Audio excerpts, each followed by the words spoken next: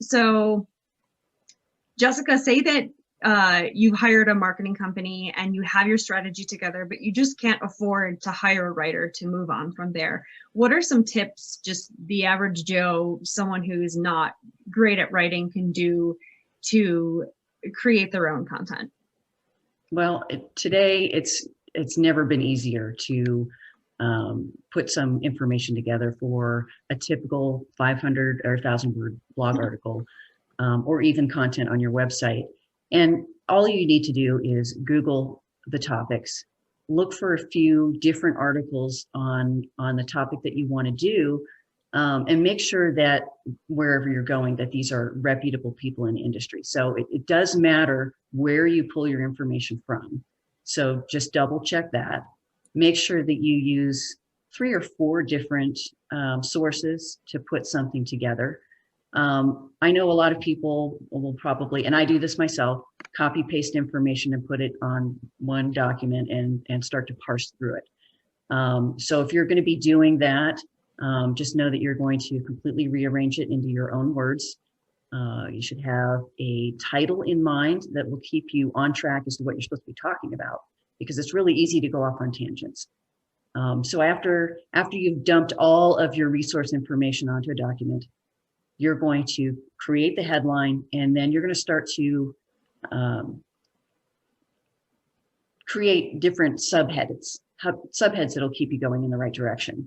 And that also helps you make sure that you're doing little bite-sized pieces of information, because in this day and age, no one has the attention span or the time to read something thoroughly. They're probably, even if they're interested, they're going to probably speed read through it. So make it easy for them. Do some bullet points, separate things out, the subheadings, let them know what this paragraph is going to be about. And then at the end of that, then you're going to polish it up, which may take running it through a duplicate content check, which I use copyscape.com. Recommend it. It's not expensive at all to use. Or Grammarly Pro also offers that kind of check for plagiarism, basically, and make sure that you have 100% original material. And Grammarly, again, is something that I use to make sure that small errors don't get made, like punctuation that's missing, a misspelled word, things like that, that you just want to make sure that it's polished before it goes out. And for any content, I recommend at least one image. So there's a lot of free image sites out there. You can go to places like Pixabay and Unsplash, or you can go to Deposit Photos. And you can, if you want better selections, you can always upgrade to get things like that.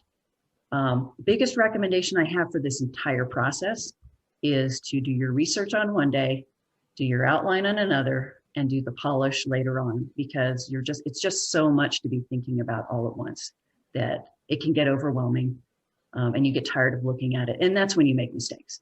Yeah. So give yourself plenty of time. Looking at it with fresh eyes, Yes. Is what I like to call it. Well, that's cool. So it sounds like that's a process that you really know and trust. Do you use the same process yourself? I definitely use that process because I can get really fatigued going over a lot of different topics throughout the week. So I have days that are scheduled for research and scheduled for the outlines, and then scheduled again for the polishing and pulling the images. So I don't try and do that whole thing all in one day. That would be exhausting for the volume of work that I do. And I just think it would make it easier for anyone if they're not used to writing, to know that they don't have to do it all in one day. Absolutely. And that's also good to know that giving yourself time is not a bad thing, because I know that especially when I'm writing content, sometimes the hardest part is starting it, just getting it going. And by the time I do have the flow of things, and I like some of your pieces of your process I use exactly also. So I thought that was interesting.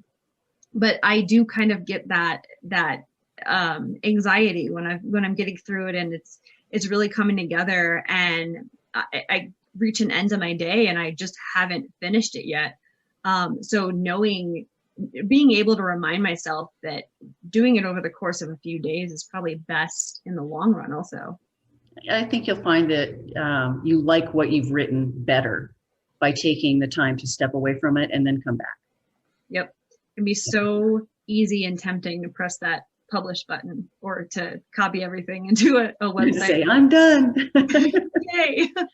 But it seems like it's probably a good idea not to do that and not to rush through it. That's great. Hi, this is Sarah from Denverdata Web. Thanks for watching. Please like our video and subscribe for future digital strategy chats. You can also visit our website at denverdata.com or find us on social media at Denverdata Web.